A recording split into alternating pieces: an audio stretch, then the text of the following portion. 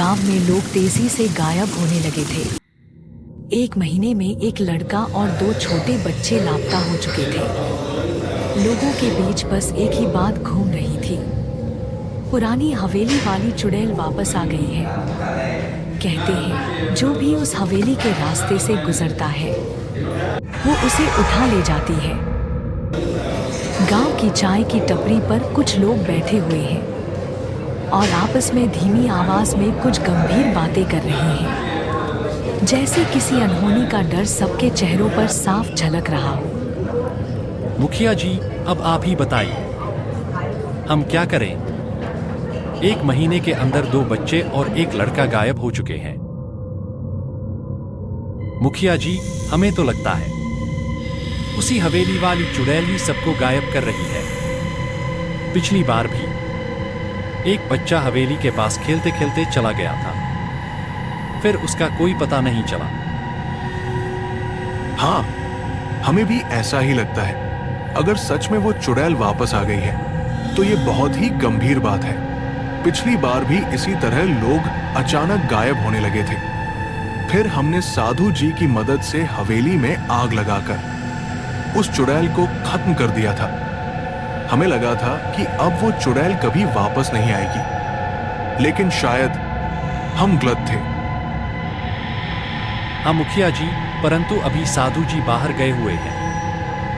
हमारी उनसे बात हो गई है, साधु जी 2 दिन में आ जाएंगे। हाँ रामलाल काका, पर अब हम क्या करें? अगर उस चुड़ैल ने किसी और गांव वाले को उठा लिया तो? हाँ, तब तक हमें संभल कर रहना होगा और जैसे ही रात हो कोई भी अपने घरों से बाहर न निकले। तभी शहर से आया हुआ दीपक अपने दोस्त रमेश से हैरानी भरे अंदाज में पूछता है। रमेश भाई, ये तुम्हारे गांव में क्या चल रहा है? लोग किस बारे में बातें कर रहे हैं? अरे दीपक भाई, हमारे गांव के लोग एक एक करके गायब हो रहे हैं। लोग मानते हैं कि हवेली वाली चुड़ैल उन्हें ले जा रही है। अच्छा, तो तुम भी क्या इस बात को सच मानते हो? मुझे तो ऐसा नहीं लगता। ये किसी चोर डाकू का काम लग रहा है जो बच्चों को उठा रहा है और चुड़ैल की अफवाह फैला रहा है। तुम्हें पता है वो हवेली कहाँ है?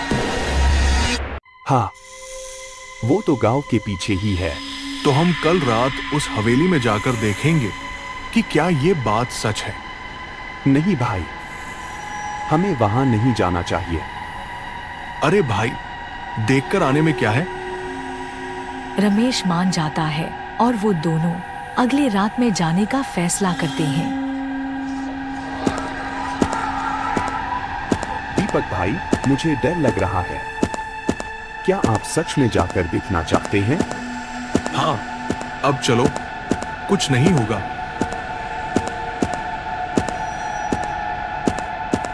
दोनों हवेली पहुंच जाते हैं। यही वो हवेली है जिसमें गांव वाले मानते हैं कि वो चुड़ैल बच्चों को यही ले गई है।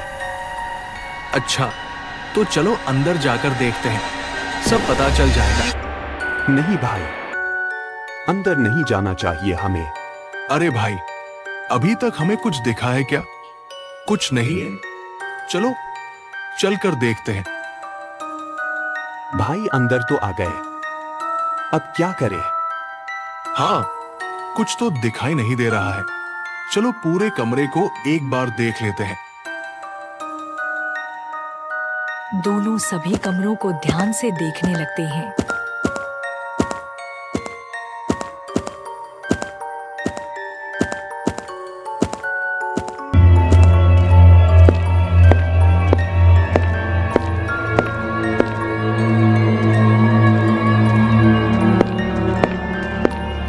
अचानक चुड़ैल रमेश को बिल्कुल सामने आ जाती है। रमेश की चोट। दीपक भागते हुए उसके पास जाता है।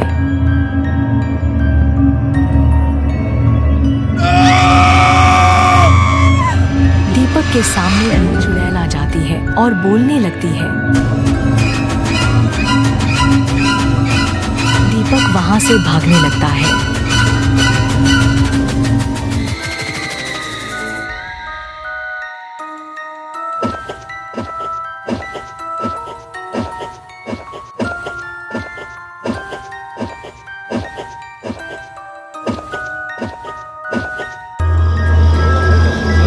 दीपक हाफती आवाज में उन्हें सब कुछ बताने लगता है।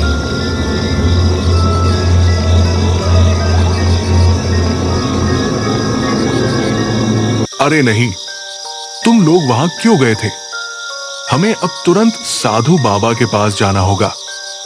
वही है जो कुछ कर सकते हैं। सभी लोग साधु जी के पास जाते हैं और मुखिया उन्हें सारी बात बताता है। साधु जी बोलते हैं, हाँ, मुझे पता है, लेकिन मैं उस चुड़ैल को अपनी सिद्धियों से सिर्फ रोक सकता हूं। उसका अंत करने के लिए तुम में से किसी एक को उस हवेली में जाना होगा। मैं यहां बैठकर उस चुड़ैल को एक घेरे में बांध कर रोकूंगा और उसी दौरान हवेली में जाकर उस चुड़ैल की एक गुड़िया होगी, उसे नष्ट करना होगा। जैसे ही वो गुड़िया नष्ट होगी, चुड़ैल भी जलकर खत्म हो जाएगी।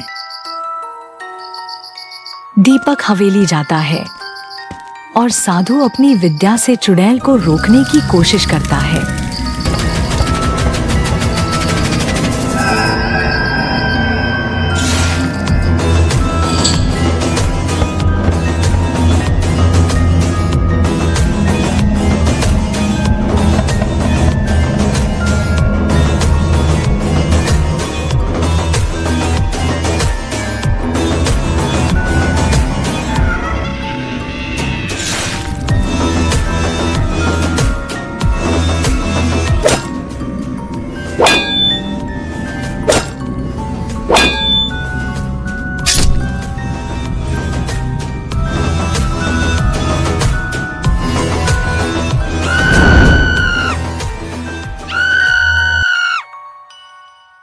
तो आपको यह कहानी कैसी लगी?